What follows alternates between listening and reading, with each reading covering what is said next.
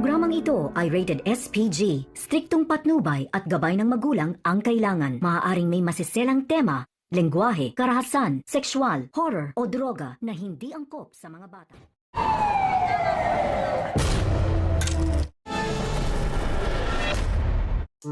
Masyado na ngang lumiliit ang mundo ng mga gerero dahil unti-unti na ngang nasusukol ang mga ito. Nauna na ngang nagpaalam itong si Jackie.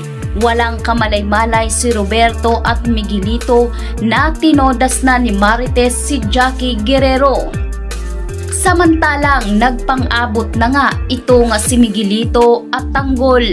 Dito na nagbasag buno ang dalawa habang itong si Ponggay ay sinubukan ngang tulungan itong si Tanggol laban kay Miguelito. Ngunit dahil babae ay tuluyan ring nawala ng malay si Ponggay nang mahampas nga ang ulo nito sa pader. Gawa ito ni Miguelito at sinabi ni Miguelito na wag umanong mangingialam si Ponggay sa laban nila ni Tanggol. Sa kabilang banda, nakatakbo nga itong si Tanggol dahil dumating nga itong si Ramon. Natodas nga nitong si Ramon si Rigor at nawalan ito ng malay. Subalit hindi napuruhan ni Ramon itong si Dimagiba at dahil nakita ni Ramon sa kabilang building na pinagtutulungan na ni Roberto at Miguelito ang kanyang anak, ay dito niya nga siniguradong barilin ang mga ito. Kaya nakuha nga ni Ramon ang atensyon nitong si Rigor at Miguelito at Roberto. Sa pagkakataong ito ay nagpulasa ng takbo si Roberto at Miguelito kaya hindi nga napuruhan si Tanggol. Sa kasamaang palad ay naisipan ni Roberto at Miguelito na unahin na si Ramon dahil masyado nga itong sagabal, kaya dali-dali ngang umikot itong si Roberto at dito nga napaliligiran na si Ramon ng mga tauhan ng mga gerero. Dito nga sa likurang bahagi ni Ramon dumaan itong si Roberto at nakuha nga ni Robertong barili ng makailang ulit si Ramon Montenegro.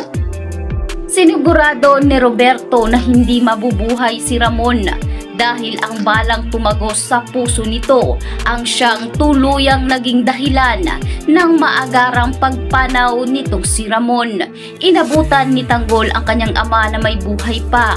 Paulit-ulit ngang sinabi ni Ramon na ipinagmamalaki niya ang kanyang anak na si Tanggol at ito ang naging dahilan para maging mabuti ang takbo ng buhay nitong si Ramon.